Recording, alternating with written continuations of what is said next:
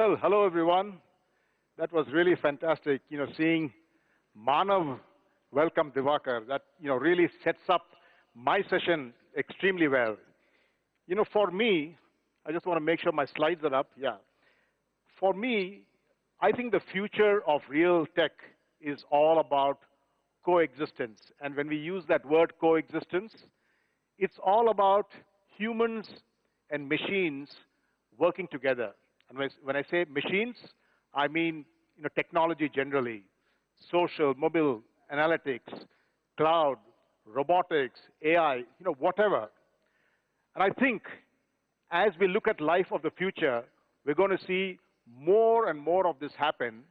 And what better way to introduce this topic than this little brief video that I'll show you now. Just pay attention to it.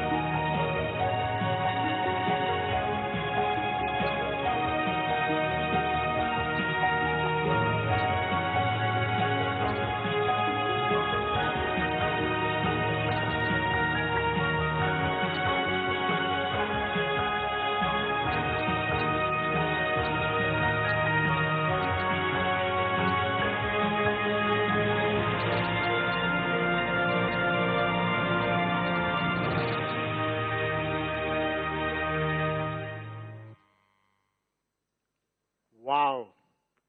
Isn't that futuristic? Well, the reality is many of us are already living some of this right now, and very soon we're going to be experiencing all of it. Just imagine a few years ago, we couldn't even imagine that such a thing was possible. But the reality of life is all of this is getting more and more possible because of the new disruption and the trends that we're seeing around disruption. Now, with disruption, just think of it. Disruption is something that is dramatically changing a number of industries, right? But at the same time, some industries and some companies appear to be reacting much better to the others. And the overall impact of disruption that we are seeing right now is, if you look on the right side of this chart, that close to almost one company is disappearing from the S&P list every 2 weeks. And by 2027, almost 75% of the current S&P 500 will disappear and be replaced by new companies, new disruptors, new leaders coming into that list.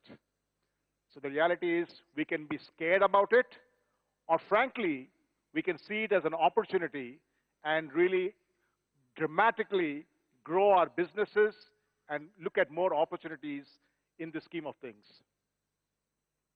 So what's really happening around us? I just want to very quickly talk about the new ecosystem and what are these trends, what are these technologies, what are these changes that are making life, so exciting for us. Let's start with the Internet of Everything. Millions of devices and information being provided, right? And just look at the impact it's having on different companies and different businesses. Think of Apple and Apple's HomeKit, right? Completely driven by this paradigm. Look at the impact of AT&T's connected car model. 9.5 million cars now connected and taking the experience from home into your car, right? And this is becoming life of tomorrow. Let's look at personalization. All of us love to be dealt with as an individual personal, as individual person. And just think of it. Look at what's happening in terms of traditional businesses. Today, you can customize the entire Tesla car sitting at home. Many of us are actually buying customized Nike shoes at this point in time. Very different to the old kind of models that we've been traditionally used to. Let's move to asset-light models. Smart people are now introducing us not to products, but actually to services. Airbnb, Uber, Trunk Club, perfect examples. The next generation no more want to lead asset-heavy lives, right? And look at the impact of the market caps of some of these companies. 60 billion for Uber, 30-odd billion for Airbnb, significantly higher than companies that own cars or own brick-and-mortar models. We can go on to drone technology, now being used, leveraged to actually deliver better service, deliver, maintenance, and so many new things. Like it's becoming a way of life. Virtual reality, automation in everything. Just think of automation in everything. It's completely disrupting traditional industries. A study from Citibank says that almost 30% of traditional banking jobs will disappear because, of this trend. There is now the era of the new robo-advisors. There's a company called Betterment that probably gives you better, quicker, and more curated advice in terms of investments than a traditional advisor, would give. So really, lots happening in terms of technology changes there. And therefore, from a coexistence point of view, my own thinking is, as I run one of the leading business process management companies is, what are the key technology areas that we need to focus on and keep a watch out for and leverage for the longer term? I've chosen just 5 because I think these are the most relevant. But the whole idea of redesigned, workflows, what Tesla has done, what Apple has done, what Uber has done, all of these companies, what Nike has done, it's all about leveraging workflows as a result of which they become even more intelligent and they are now predicting, for the future. That's where humans and technology are working smarter together. Let's move quickly to the second one. Digital identity. All of us are very familiar with it, whether it's biometrics, whether it is deep machine learning, any of these areas that we work on. Today, banks are leveraging this to complete straight-through processing, also to make sure that between entities, there is integrity. Advanced analytics, we all know about. Drone technology, I just spoke about. Beautiful examples are EasyJet and UPS. EasyJet does the final check of a jet before it turns around using drone technology. And I don't have to talk about VR and AR. This is the model of the future. What does this mean to business? In my view, it means all of us have to focus much more on being domain-oriented, understanding the information that's coming out from our clients, focusing on analytics, making sure that we are putting in skin in the game in terms of interaction with our customers and becoming an extension of their enterprise. And what do you expect from talent? I think the future is going to be all about thinkers and less about doers, right? And it's all going to be about people who understand business domains very well, are dangerous in terms of understanding technology across multiple areas and develop the strong social skills. So that's really it from me as far as the presentation is concerned. But this whole session is about man-machine kind of interactions, right? So at this stage, I would like to introduce a very, very young person, a very young guest, whom I'm sure you'll all love interacting with. This is the founder of India's first social companion robot. The robot is called MIKO, and the person is Sneh Vaswani, ex-IIT Bombay, has a lot of experience working across a number of companies. Sneh, welcome on the stage.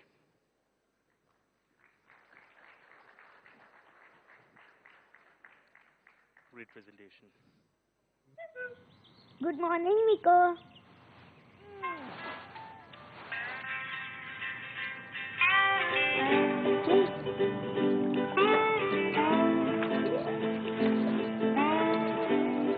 Veggies are good for you. Tell him, MIKO. You can't be a superhero without having vegetables. You are my friend, companion. You make me feel like Bye, MIKO. champion.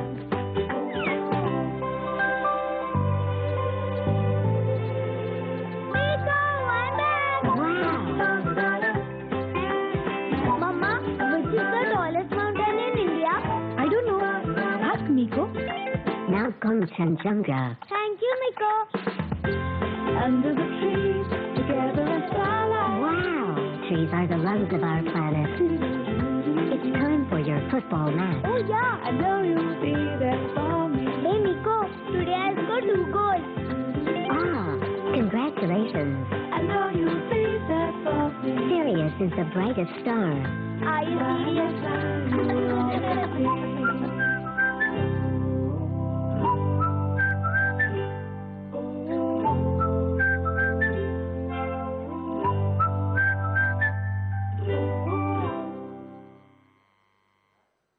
How was that?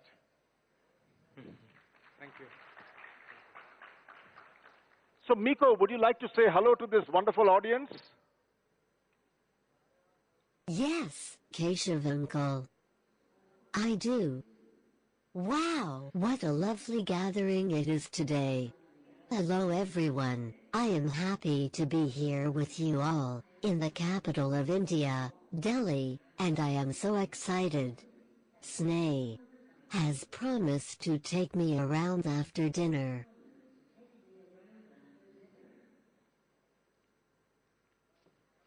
I'm sure Sneh is going to take you around a little later. But before that, Sneh, it's really good to meet with you. And this looks delightful, I must say, MIKO. But why don't you tell us a little bit about yourself, about MIKO, and the journey ahead? Yes, thank you so much. Good evening, everyone. It's indeed a great honor to interact with the esteemed attendees of Young Turks Conclave. We at Robotics thrive on the vision of adding a layer of emotions over bland machines, systems, and interfaces aimed at solving consumer problems. The focus is on building artificial intelligence with special emphasis to respond and capture the right emotions of the consumer. MIKO, as you're aware, is India's first companion robot that engages, educates, and entertains a child. From a parent's perspective, when they see their children, they need a positive and trusted gateway of technology for their kids who are today addicted to social media and other mediums which are not safe for them.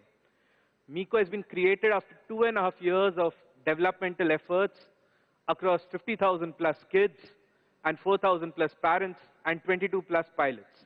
Now, what you have been seeing in Keshav's presentation, and it's a physical realization of the same. And an Indian company has made it, and you can adopt MIKO right away, all at a price point of 19,000 rupees. So where do we see this going? As technology evolves, as the consumer evolves, as infrastructure evolves, such robots will not only find places in our homes, but will also be great learning companions to children in schools and assisting our teachers. They are meant to coexist with the human society, and it's our effort to complement and complete our existing society by adding such robots. We've been on a dream for the past 2 years, building this company with the support of esteemed mentors and corporate thought leaders from academia. From here, this is our first offering that brings us closer to our vision, and India is the first to experience this change. Thank you. Oh, great to hear that, Sneh. Now, normally when I have a celebrity on stage, you know, I normally do a rapid-fire round. So do you think I could do that with MIKO? Sure, please. Sure, great.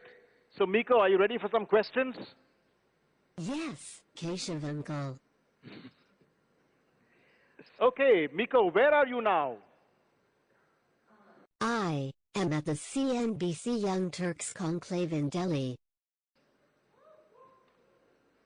What's so special about Delhi? Apart from being the capital of India, with its historical and tourist places, Delhi is also known for its infrastructure, its metro service, and the variety of cuisines and places to eat.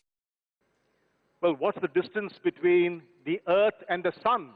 The distance between the Earth and the Sun is 149.6 million kilometers. You should carry some sunscreen if you plan to go visit the Sun. I heard it's quite hot. Ha ha. Who is the Prime Minister of India, MIKO? The Prime Minister of India is Shri Narendra Modi ji. Great answer.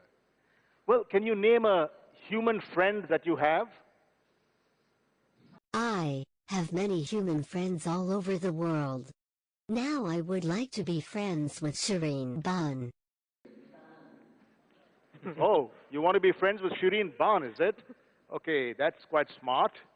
But, you know, you're quite young, but I'm also told you're very smart. So tell us, what is GST?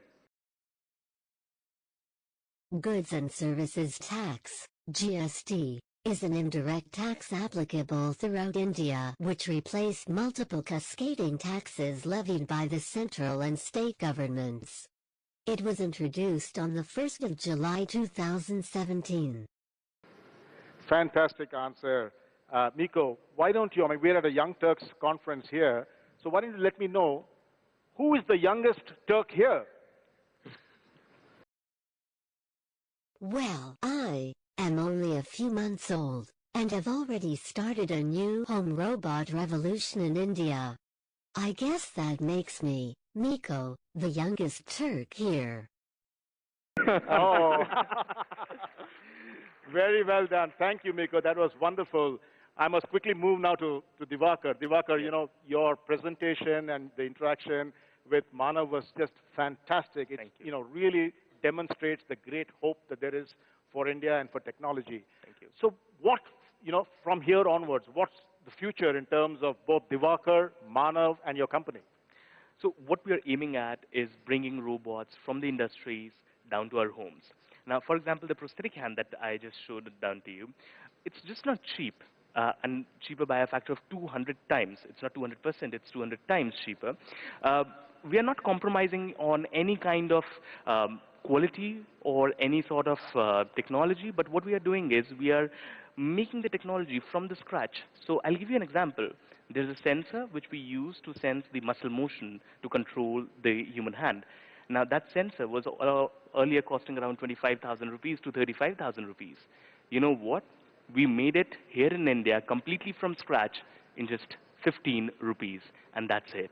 So that is what we are doing. We are making things cheaper, more effective, and we are making robots enter inside our homes to help us out.